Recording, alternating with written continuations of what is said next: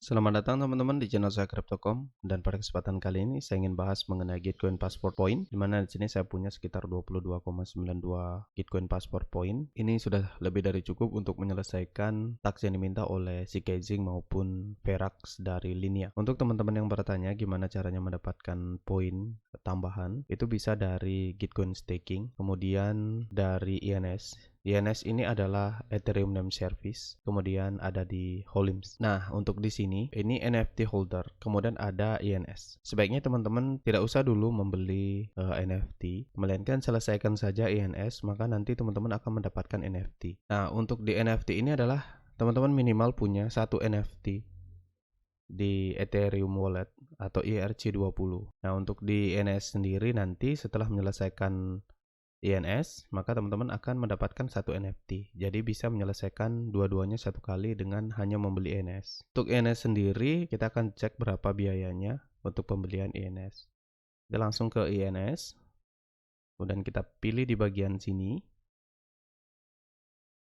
Setelah kita masuk ke dalam websitenya, teman-teman silahkan langsung menuju ke bagian Go to Apps.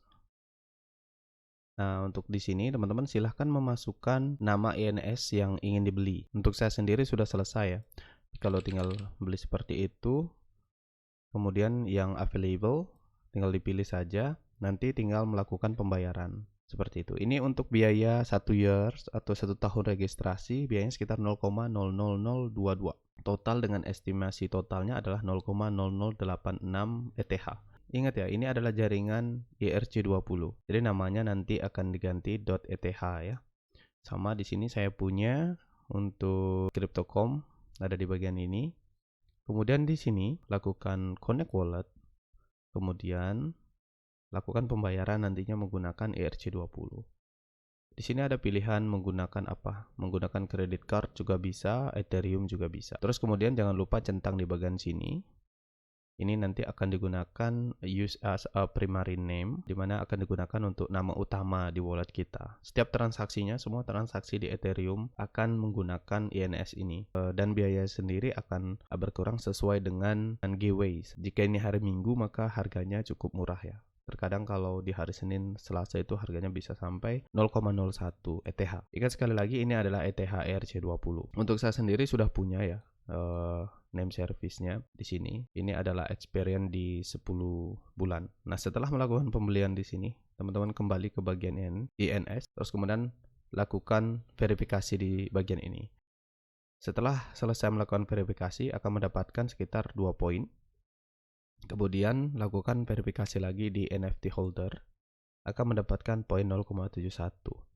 Benefitnya apalagi setelah teman-teman membeli INS ini, kita cek di Merkle.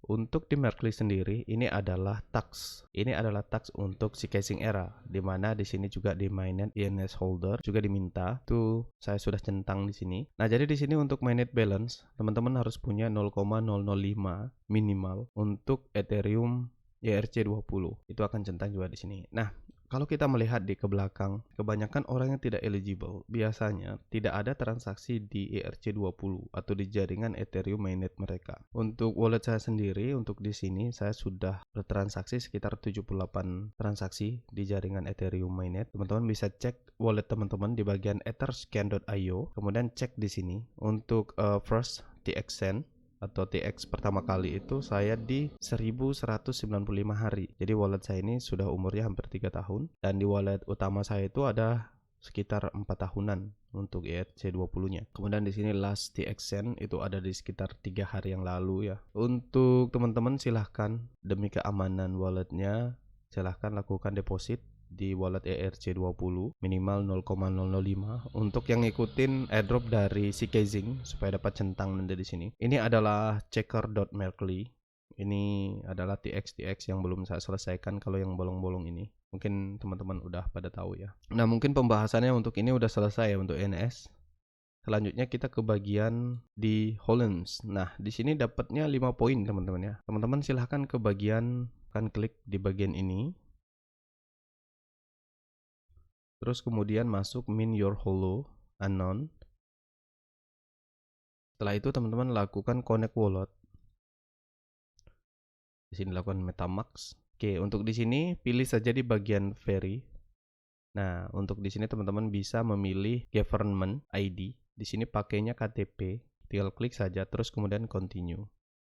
Nah, kalau ini kan sudah selesai. Nanti kalau teman-teman belum melakukan proses verifikasi, silahkan klik saja di bagian sini. Nanti akan ada barcode.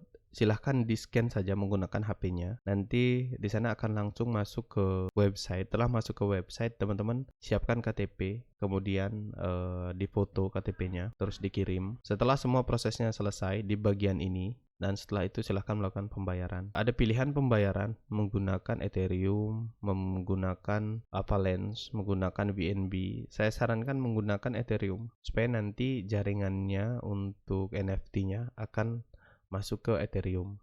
Seperti itu. Ya, mungkin dari saya itu saja untuk bagian Holim dan bagian INS untuk menambah poin di Gitcoin.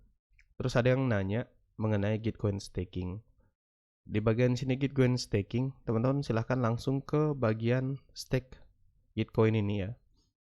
Yang ingin melakukan unstake, karena kemarin ada yang sudah lewat masanya dan sudah tidak terhitung lagi Gitcoin stakingnya, silahkan melakukan unstake. Untuk di sini saya ada self staking. Ini adalah Gitcoin Season 20. Jika teman-teman ingin mencari di mana Gitcoin stakingnya, jika teman-teman ingin unstake staking Gitcoinnya, silahkan pilih di bagian seasonnya ini. Ya, di sini ada season, mau season 19. Nah, saya sendiri ada di season 19 juga. Tinggal di unstake terus kemudian bisa ditambahkan lagi ke season 20 ya, dimodify. Tapi ingat, kalau melakukan unstake kita pasti akan dikenakan biaya ya. Tentu saja biaya untuk melakukan unstaking. Kalau di ERC20, di sini kita akan dikenakan biaya sekitar $1 untuk melakukan unstake. Kemudian setelah kita melakukan unstake, kita ingin melakukan stake lagi, maka akan dikenakan biaya kembali. Nah, mungkin untuk teman-teman yang bertanya mengenai unstake atau unstake, saya sudah jelaskan di sini bagaimana caranya. Silakan cek di bagian paling bawah. Pilih aja di bagian ini season berapa. Oke, mungkin dari saya itu saja untuk staking Gitcoin. Untuk staking Gitcoin sendiri, ketika teman-teman melakukan staking, maka dapat sekitar untuk yang 5, untuk 20 dapat silver. Untuk yang nanya cara beli GTC, ya cara beli GTC bisa dari Indodax. Beli GTC coin kemudian kirim ke ERC20 wallet kita. Biayanya cukup mahal ya, lumayan. Potongannya sekitar $10.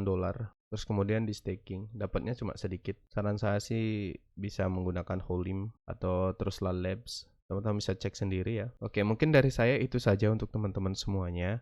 Saya harap ini sedikit membantu teman-teman dalam mendapatkan poin tambahan di Gitcoin. Sampai jumpa di video saya yang selanjutnya.